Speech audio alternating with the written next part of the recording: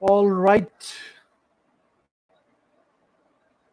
All right. I think I am already live and you people can listen to me.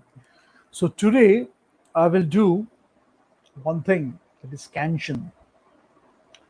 When we read a poetry or anything like, we can talk about poetry, poems, we can talk about lyrics, we can talk about songwriting.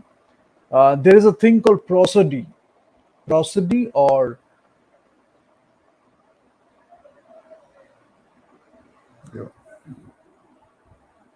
scansion. So what is it actually? Let me talk about that. After a long time, I am doing Lekha, and I'm doing it in a different way. Prosody, you can go back to Aristotle and you can learn about prosody also. He has talked about it a lot. I will discuss in detail in other sessions. Today it will be a very short one. So, and then you have this scansion. Now, what do we do actually? What do we do? Again and again, I am telling you that there is no hard and fast rule. Initially, when you used to read like classical poetry, or when you read classical poetry, due to the sensitivity, and the way the rhythmic appeal, if I say, or the rhythmic elements in a poem to convey meaning, these syllables used to be used, and people used to use those syllables and they used to play with it. So it's like a dance of the syllables. What is it actually? You stress a bit. Some syllables you stress, some syllables you don't stress. So there are stressed syllables and there are unstressed syllables. Ictus and non-ictus, it is called. Let me tell you in detail. But let me tell you first, what is it actually? This is the analysis of metrical patterns. So if you talk about metrical patterns, that means you're talking about something called meter. আমরা ছন্দ লয় এসব পড়েছি এক সময় বাংলায়, এখানে English ল্যাঙ্গুয়েজটা নিয়েই কথা বলছি, so we will stick to the English language. So this is called the metrical patterns. ঠিক আছে, metrical patterns of a poem, তার যে রিদমিক অর্গানাইজেশন সেটা কিভাবে আমি করব, সেই analysis of metrical pattern. First you have to understand what is the poem made of. পোয়েমটা কি দিয়ে তৈরি হয়েছে? লাইন্স দিয়ে তৈরি হয়েছে. এবার সেই লাইন্সটাকে আমি ভাঙবো, ঠিক আছে? So what do you do? You organize this lines. You organize these lines. Okay. And how do you do that? You do that into feet. There is a thing called feet. So you organize its lines into feet. And the feet is made of stressed and unstressed syllables.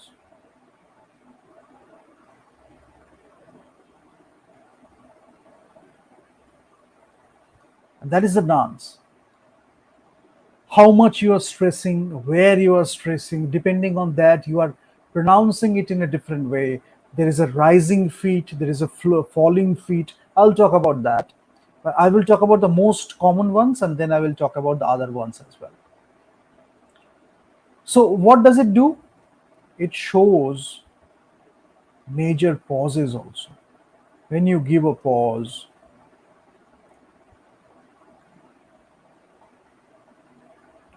there is a rising feet. Rising feet mane? It is rising. That means unstressed to stressed. Rising feet means unstressed to stressed. When you are talking about the falling feet, that means it is, sorry, that means it is falling. And falling means this is stressed to unstressed. Ta-da! That is the previous one. Ta-da! Ta-da! Stressed, unstressed. আরেকটু better ওয়েতে বলবো, বলে সুবিধা হবে। Ta-da! Stressed, unstressed. Ta-da! Ta-da! Ta-da! So how you do that? So you talk about two things. Now it is so much fun because you will understand when I talk about all these things. Scansion involves the classification of the poem's stanza. So we talk about the stanza structure. It should be fun. If it is boring, then you are not doing poetry. It should be fun. So we will talk about the rhyme scheme. People will criticize you, but poetry is about creativity, innovation, expressing yourself, your emotions. If you like think about too much criticism, then you are planning something, and that's not poetry anymore. Yeah, that can be manipulation also. So just let it go. Just let it flow freely. Have fun. Be like a child, and you will create great poetry also. Be a romantic if you are writing romantic poetry. So scansion involves the classification of poems stanza, structure, and the rhyme scheme. So mostly we talk about the rhyme scheme. Now rhyme is not meter. Let me tell you that rhyme is not meter. People make a mistake here, but you have to understand that rhyme is not meter. ঠিক আছে? কেন বলা হয়? Many people say to enhance the reader's sensitivity to the ways in which the rhythmic elements in a poem convey meaning. এই যে পোয়েমে যে rhythmic elements গুলো আছে সেটা আমার কাছে কনভে একটা মিনিং করবে, মানে কোন জায়গায় আমি স্ট্রেসটা দেব, কোন জায়গায় আমি দেব না, বা স্ট্রেসটা দিচ্ছি তারপরে হালকা হচ্ছে, বা স্ট্রেসটা ফার্স্টে হালকা ছিল তারপরে স্ট্রেসটা দিচ্ছি, এই কিভাবে আমি উচ্চারণ করব সেটার থেকে একটা রিদমিক এলিমেন্ট পাওয়া যায়। এবং পোয়েট্রি যখন হচ্ছে, it is not about the lines only, সেই লাইন্সটাকে আমি কিভাবে পড়ছি, যখনই আমি পড়তে যাচ্ছি, when I am reciting that poetry, তখন কি হয়, কিভাবে আমি পড়ছি সেটা খুব ম্যাটার করে। ঠিক আছে? Now generally what happens is there are three types of scansion. If I talk about scansion, there are generally three types. The first one is the graphic one, and the second one is the musical one,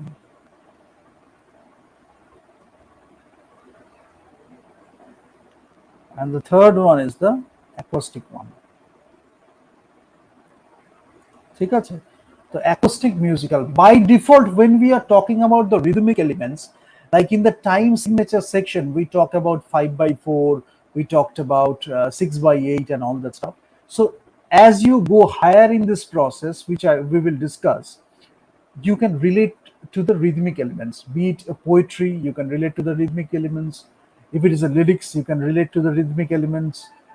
If it is a song, if it's music, you can relate to the rhythmic elements. Because ultimately what is happening, আমাদের natural একটা rhythm থাকে, we have a natural inherent rhythm within us. When we are listening to that some kind of music, we can relate to that rhythm. For example, in if some people uh, like the genre of pop, they are liking pop. Some people may like reggae, some people may like rap, some people may like classical music, whatever it is. In rap, in beatboxing, bebop and all these places, আমার লিরিক্সটা খুব কাজে লাগে, rhythmic প্যাটার্নটা খুব important. তো ওখানে স্ক্যানশনটা আমার কাজে লাগে, কিভাবে আমি উচ্চারণ করছি, কিভাবে আমি বিটের সাথে সাথে, শুধু মিউজিক ছাড়া অনেক সময় শুধু বিটের সাথে সাথে লিরিক্স দিয়ে there are songs written, and you can write songs too. So সেখানে আমার বিট প্যাটার্নসটা, রিদমিক প্যাটার্নসটা খুব কাজে লাগে। So depending on the type of music you are listening to, কোথাও হয়তো বিট প্যাটার্নটা বা রাইম রিদমটা একটু বেশি ম্যাটার করে, কোথাও হয়তো মেলোডিটা একটু ম্যাটার করছে বেশি। So it depends on the genre. You might focus on the rhythm, you might focus on the melody, so it depends on that. But rhythm is not meter, that's what. Now I will tell you the different combinations of this thing. So you can have like stressed and unstressed, and you can have আহ,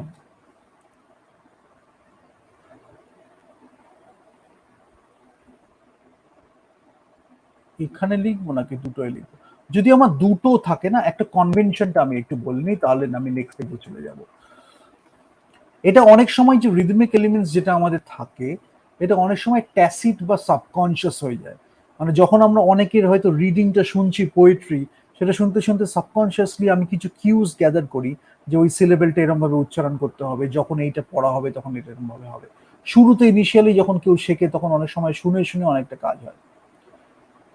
রিদমটা যখন আমি বলছি, রিদমটা বলতে গেলে কিন্তু সেখানে আমার loudness রয়েছে, সেখানে আমার পিচ রয়েছে। লাউডনেস মানে আমি অ্যাম্পলিফাই কতটা করছি আমার ভয়েসটা, এনার্জি কতটা দিচ্ছি।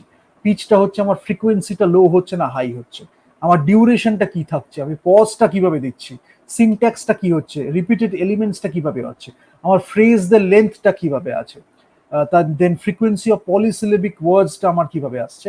এটা হচ্ছে আমার rhythm. Whereas when we are talking about meter, it's a limited set of it has a limited subset of characteristics. মানে রিদমটার মধ্যে কিন্তু আমি লাউডনেস করতে পারছি, জাস্ট আমি বলি অনেক সময় ইন্টোনেশন মডিউলেশন এইগুলো নিয়ে আমি খেলতে পারছি রিদমে। তো রাইম আর মিটার বলবো না, sorry, it's like I will talk, this is like rhythm is not meter,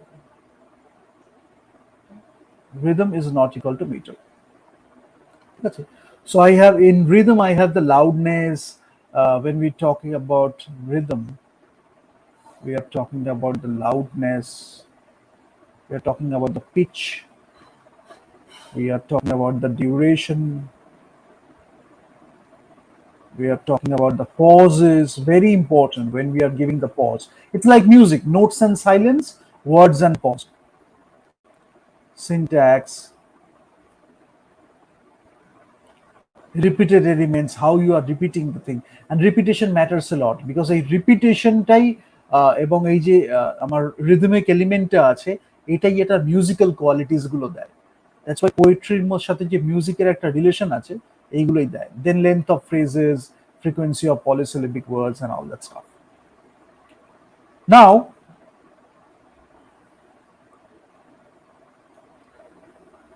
foot যেটা আছে, ফুটটা আর আমার নাম্বার অফ রিপিটেশনস, এই দুটো আমার এই মিউজিক্যাল কোয়ালিটিটা দেয়। নাও আমি তিনটে কনভেনশনের কথা বলবো, then I will go to the next one. তিনটে কনভেনশন যেখানে আমার the way I represent the stressed and unstressed syllables, actually কি হচ্ছে, আমার ইকটাস বলা হয় যেটা হচ্ছে স্ট্রেসড, ইকটাসটা হচ্ছে আমার স্ট্রেসড সিলেবল, ইকটাস বলা হয়। রিদমিক স্ক্যানশনে, রিদমিক স্ক্যানশনের ক্ষেত্রে আমি রিদমিকটাই নিলাম,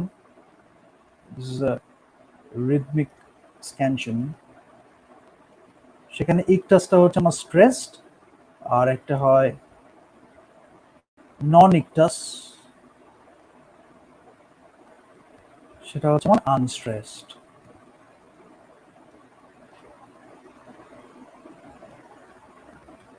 এবার একটু সোজাভাবে বলি, তিনটে আমার কনভেনশন আছে। যদি আমি এখান থেকে চলে যাই এখানে এই সাইডটায়, একটা হচ্ছে আমার ক্লাসিক্যাল, ঠিক আছে, একটা হচ্ছে আমার স্ল্যাশ অ্যান্ড ব্রিভ। ব্রিফটা আমি বলেছিলাম মনে আছে কোথায়, যখন আমি নোটেশন বলেছিলাম রিদমিক সেকশনটায়, যে 16 নোট 8 নোট সেখানে কিভাবে হচ্ছে আমি বলেছিলাম সেটা। সেরকম ওখানেও রিদমের প্যাটার্নটা নিয়ে আমরা কথা বলছিলাম তালি দিয়ে দিয়ে। আর এটা হচ্ছে স্ল্যাশ অ্যান্ড এক্স। এবার কোনটা কি বলছে,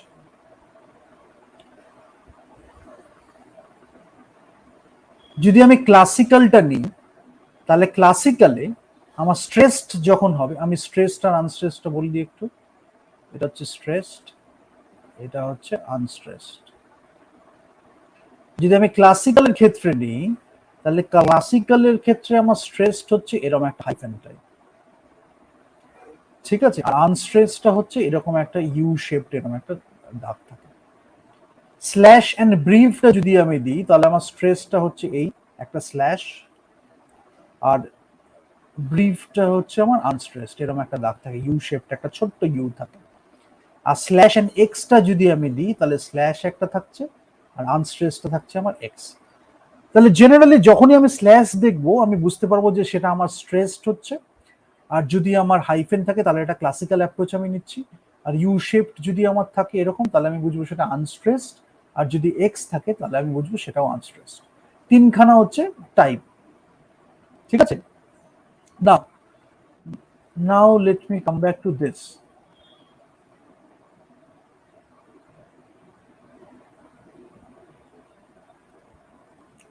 এবার একটু কম্বিনেশনের কথা বলি, ঠিক আছে। যদি ডাইসিলেবিক হয় তার মানে কি আছে, দুটো সিলেবেল আছে। ডাই মানে হচ্ছে দুই, তাহলে দুটোর কম্বিনেশনটা কি হতে পারে একটু দেখি। একটা হচ্ছে পারে দুটোই আমার আনস্ট্রেসড রয়েছে, একটা পরে এটা আমার আনস্ট্রেস আছে এটা আমার স্ট্রেসড আছে, একটা হতে পারে এটা আমার স্ট্রেসড আছে এটা আমার আনস্ট্রেসড আছে, একটা হতে পারে এই দুটোই আমার স্ট্রেসড আছে। তাহলে কি বললাম, যদি আমি যে কোনো একটা কম্বিনেশন নিচ্ছি, আমি কোনটা নেব?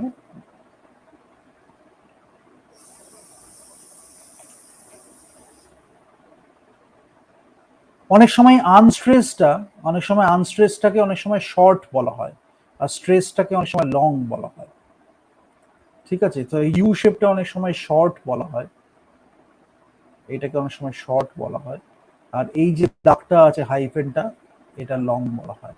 তাহলে আমি যদি সেরম ভাবে নিই, সেরম ভাবে নিলে কি হচ্ছে, আমি যদি আনস্ট্রেসটা দেখি, আনস্ট্রেসটা আর যদি আমি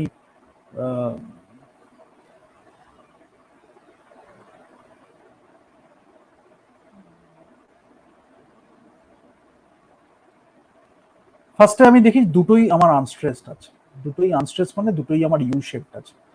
তখন যদি হয়ে যায় তাহলে এটাকে বলা হয় পিরাস, PYRRHUS, দুটোই আমার আনস্ট্রেসড, ঠিক আছে। আমি কোনটা ইউজ করছি, আমি স্ল্যাশ অ্যান্ড ব্রিফটা ইউজ করছি, ঠিক আছে, এইটা ইউজ করছি, এই নোটেশনটা আমি ইউজ করছি। তাই জন্য দুটো আনস্ট্রেস দিয়েছি, আমি পিরাস পাচ্ছি। নাও আনস্ট্রেস থেকে আমি স্ট্রেসের দিকে যাচ্ছি, সেটা আমার কি হবে, সেটাকে বলা হয় আয়াম। শেক্সপিয়ার যখন লিখেছে I have mentioned it again and again, এটা আমাদের হার্টবিটের সাথেও রিলেটেড আর কি। তার জন্য আয়ামটা আমাদের কাছে খুব ন্যাচারাল একটা রিদম, যার জন্য কথা যখন আমরা বলছি রোম্যান্টিসিজম লাভ এই ডায়লগগুলো যখন দিচ্ছি তখন আয়াম্বিক পেন্টামিটারে এটা লেখা হয়েছে শেক্সপিয়ারের ক্ষেত্রে। আরেকটা যখন হচ্ছে স্ট্রেসড অ্যান্ড আনস্ট্রেসড, আগে স্ট্রেসড হচ্ছে তারপরে আনস্ট্রেসড হচ্ছে, সেটা বলা হয় ট্রকি।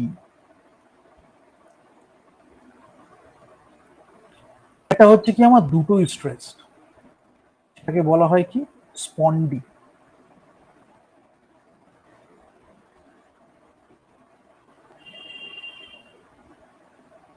খুব কমন এই চারটে, খুব মনে রাখার জিনিস। আরেকটা যেটা হয়, যদি আমরা তিনখানা নিই, যদি আমরা ট্রাইসিলেবিক নেই, এখানেই করে দিলাম আর আলাদা করে লিখলাম না, যদি আমরা ট্রাইসিলেবিক নেই তাহলে এটা কি হচ্ছে, ডাইসিলেবিক ফিট আছে আমার, ট্রাইসিলেবিক ফিট আছে। যদি ট্রাইসিলেবিক নিই তাহলে আমার তিনখানা যদি আমার ব্ল্যাঙ্ক থাকে তাহলে এটার আমার কটা কম্বিনেশন হবে, 2⁻³ আমার 8 কম্বিনেশন হবে। কি দিয়ে কম্বিনেশন হবে, এই দুটো দিয়ে, এইটা আর এইটা দিয়ে আমার 8খানা কম্বিনেশন হবে, 2⁻³। এইখানে দুটো ছিল বলে 2² আমার 4 কম্বিনেশন হয়েছে, ঠিক আছে। চারটে কম্বিনেশন আমি লিখে দিলাম। নাও এইটার ক্ষেত্রে আমি 8টা কম্বিনেশন আমি দেখছি না, আমি আগেই আমি জানি যে কি আছে, বাট তাও আমি বলছি না। যেটা আমি মেনশন করছি সেটা হচ্ছে কি লং শর্ট শর্ট বা স্ট্রেসড আনস্ট্রেসড আনস্ট্রেসড, মানে ড্যাকটাইল যেটাকে বলা হয়, মানে এটা হচ্ছে স্ট্রেসড আনস্ট্রেস আনস্ট্রেস, এটাকে বলা হয় ড্যাকটাইল। আমি জাস্ট 8টার মধ্যে থেকে একটা একটা করে তুলছি। হোমার যখন লিখেছে তখন হোমার ড্যাকটাইল হেক্সামিটারে লিখেছে, ঠিক আছে। এইটা হচ্ছে আমার একটা মনে রাখার জিনিস। আরেকটা যেটা আছে অ্যানাপেস্ট, অ্যানাপেস্টটা হচ্ছে আমার যখন আমার স্ট্রেস আনস্ট্রেসড আনস্ট্রেসড অ্যান্ড স্ট্রেসড, মানে যখন আমার আনস্ট্রেস থাকছে এবং স্ট্রেসড হচ্ছে, সেটাকে অ্যানাপেস্ট বলে। এটাও খুব কমন আর কি। আমি আপাতত এই দুটো নিয়ে কথা বলবো, and as we go along the intermediate and advanced stage, we will talk about the others as well. But for to begin with, you understand, এখানে আমার চারটে কম্বিনেশন আছে, স্ট্রেস, আনস্ট্রেসড বা আমার লং অ্যান্ড শর্টের। সেখান থেকে আমি চারটে পাচ্ছি। আর এখান থেকে যখন আমি দেখছি যে ট্রাইসিলেবিক ফিট যখন আমার হয়ে যাচ্ছে, যে দুটো জিনিস, যে দুটো সব থেকে কমন, একটা হচ্ছে ড্যাকটাইল, যেটা আমার এখানে আমার স্ট্রেসড, আনস্ট্রেসড, আনস্ট্রেসড বা লং শর্ট শর্ট। আর আমার যেটা অ্যানাপেস্টে আছে সেটা হচ্ছে আমার এইটা, যে আনস্ট্রেসড, আনস্ট্রেসড অ্যান্ড স্ট্রেসড।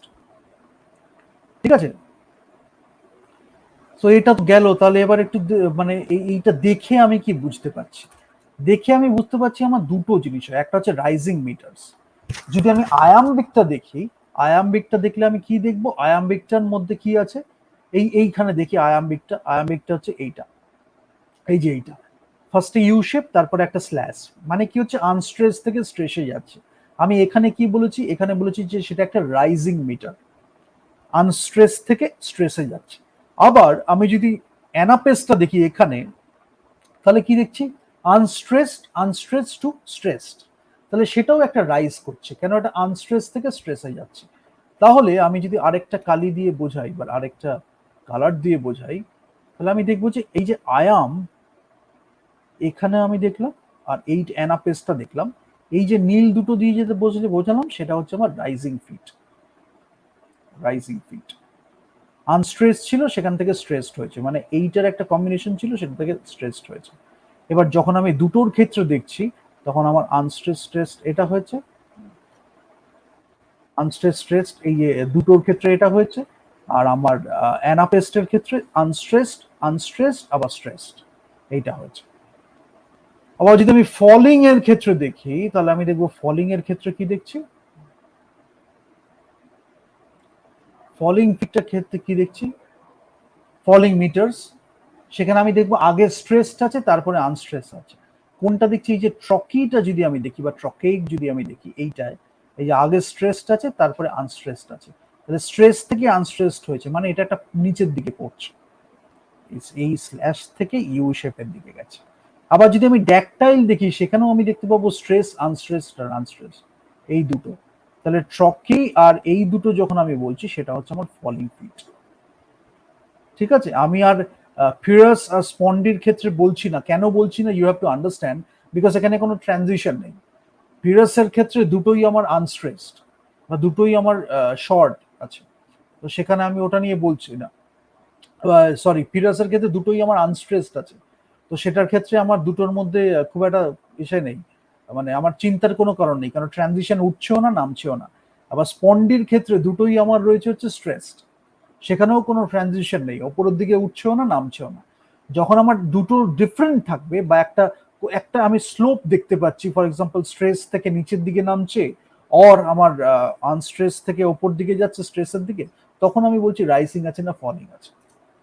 যদি দুটোই যদি ইকুয়াল হয়, তাহলে সেখানে আমি এইটা নিয়ে বলছি না। অ্যালিটারেশন বলে একটা কথা হয়, যেটা হচ্ছে ফ্রন্ট রাইম, সেটা আমরা অনেক সময় দেখেছি, সত্যজিৎ রায়ও ইউজ করতেন। বাট যেটা আমি বলতে চাইছি, ইটস অ্যাবাউট ফিলিং। সো আজকে আমি স্ক্যানশন করে দেখাচ্ছি না। নেক্সট যে সেশনটা আমি করব বা ক্যান্ডিড পোয়েট্রি আড্ডায় যখন আমি করব, তখন একটা একটা করে কথা বলতে বলতে আমরা একটু ভাগ করে দেখাবো, বা হয়তো এটা নেক্সট সেশনে আমি করব। But today you understand the combination and how it works. তার সাথে একটু আমি হালকা করে বলবো কয়েকটা জিনিস, যে ইউ আন্ডারস্টুড দ্যাট ডাইসিলেবিক আর ট্রাইসিলেবিকটা কি। খালি আরেকটা জিনিস আমি একটু বলে দিই, স্ক্যানশনের মধ্যে যেটা আরেকটা ইম্পর্টেন্ট, সেটা টাইপস অফ ফিডটা কি হয়। টাইপস অফ ফিডটা একটু বললে বুঝতে সুবিধা হবে। কিছুই না, আয়াম এগুলো যেমন বললাম, এটা এইটা, তার সাথে সাথে টাইপস অফ ফিডটা যখন আমি বলবো, টাইপস অফ ফিড, তখন কি হবে? আমার এই যে ফুট পার লাইন যদি আমি বলি, ফুট বা ফিট পার লাইন, মানে এটা হচ্ছে ফুট বা ফিট পার লাইন যদি আমি বলি, it is about that number. যদি এটা মোনো হয়, তার মানে এটা হচ্ছে 1। এটাকে বলা হয় মোনোমিটার। প্রত্যেক কটা সাফিক্স হবে একটা মিটার, ঠিক আছে? সাফিক্স হবে একটা করে মিটার। যদি এটা ডাইমিটার হয় বা ডিমিটার অনেকে বলে, তাহলে সেটা হচ্ছে 2। যদি ট্রাই হয় তাহলে সেটা হচ্ছে আমার 3। যদি টেট্রা হয় তাহলে সেটা হচ্ছে আমার 4। যদি আমার পেনটা হয়, I think I talked about this also, but again I am telling, যদি পেনটা হয় তাহলে হচ্ছে 5। যদি হেক্সা হয় তাহলে হচ্ছে 6। এবার কি হচ্ছে, শেক্সপিয়ারের কোথায় আমি বলেছিলাম আয়াম, এখান থেকে আমি পাচ্ছি আনস্ট্রেসড আর স্ট্রেসড, আর এখান থেকে পেনটাতে আমার 5 চলে আসছে। তাহলে দিস ইজ আয়াম্বিক পেন্টামিটার, এই যে কম্বিনেশনটা হবে। হোমারের ক্ষেত্রে আমি দিচ্ছি ড্যাকটাইল ক্ষেত্রে স্ট্রেসড আনস্ট্রেসড আনস্ট্রেসড, এটা হচ্ছে ধরনটা যেভাবে হচ্ছে আর কি ফলিং। আর হেক্সাটা হচ্ছে আমার 6টা আছে, 6টা ফিট পার লাইন হচ্ছে। তাহলে এটা হচ্ছে ড্যাকটাইল হেক্সামিটার, সেটাই লেখা কম্বিনেশনটা, ঠিক আছে? তাহলে আমায় দুটো জিনিস দেখতে হবে। একটা হচ্ছে scan for the poetic foot and the number of feet. মানে পোয়েটিক ফুটটা আমি দেখছি যে কি কি আছে, যেরকম ভাবে আমি স্ট্রেসড আর আনস্ট্রেসড এই ভাঙনটা দেখছি কিভাবে আমি ভাঙবো, আর এটাকে স্ল্যাশ স্ল্যাশ দিয়ে এরকম ভাবে ভাঙা হয়। আর আমি দেখছি যে যখন আমি ভাঙলাম এই ফিট পার লাইনটা কি হচ্ছে, যদি একটা থাকে তাহলে ফুট পার লাইনটা কি হচ্ছে, ঠিক আছে? সেটার অনুযায়ী এটা মিটারটা ডিসাইড হবে। এই দুটোর কম্বিনেশনটা নিয়ে জেনারেলি আমাদের রিদমের এটা হয়।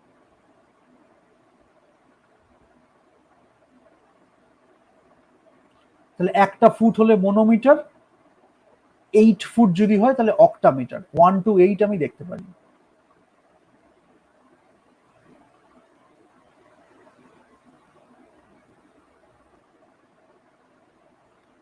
ব্যাস এটাই মোটামুটি বলার।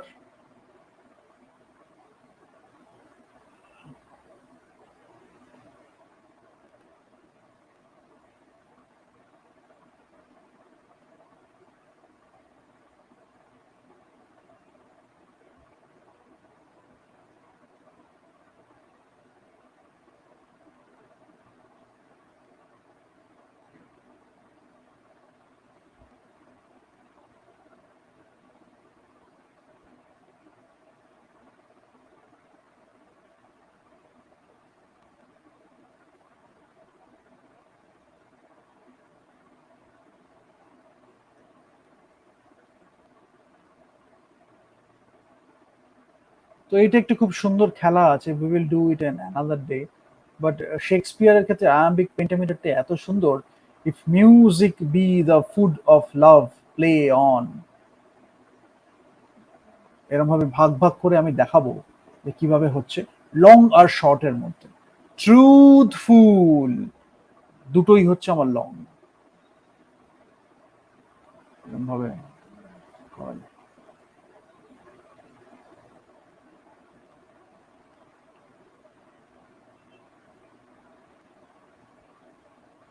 Just let me see what else I can talk about.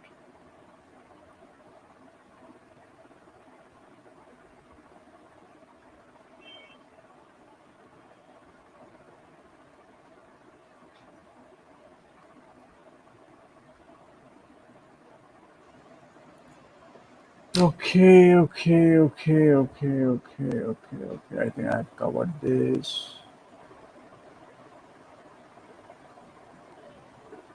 তো এখানে দুটো যেটা বলার, আমি ওই তিনখানা যেটা নোটেশন বললাম, 3 রকম নোটেশনই হয়, ইউও থাকতে পারে, এক্সও থাকতে পারে। না, ইউ হ্যাভ টু আন্ডারস্ট্যান্ড ওটা আমার স্ল্যাশ অ্যান্ড ব্রিভ হচ্ছে নাকি আমার স্ল্যাশ অ্যান্ড এইটা হচ্ছে এক্স দেয়া হচ্ছে, ঠিক আছে? এটা একটু দেখতে হবে।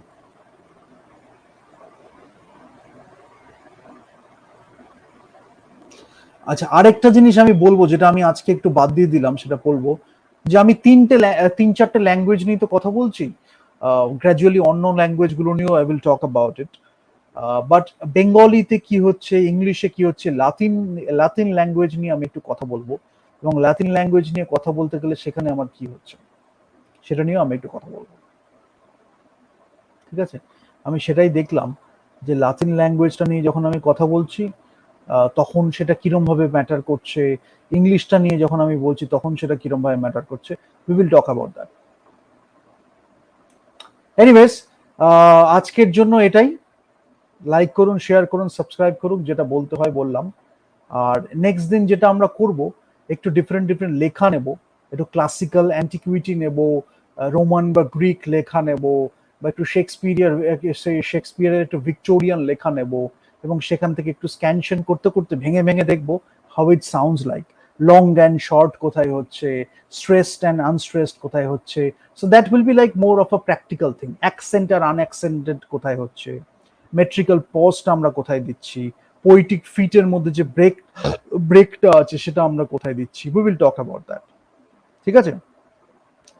That's it, that's it. I think we can end it today, and in the next session we will talk about that. It's a short and a crisp one, and it's a good one.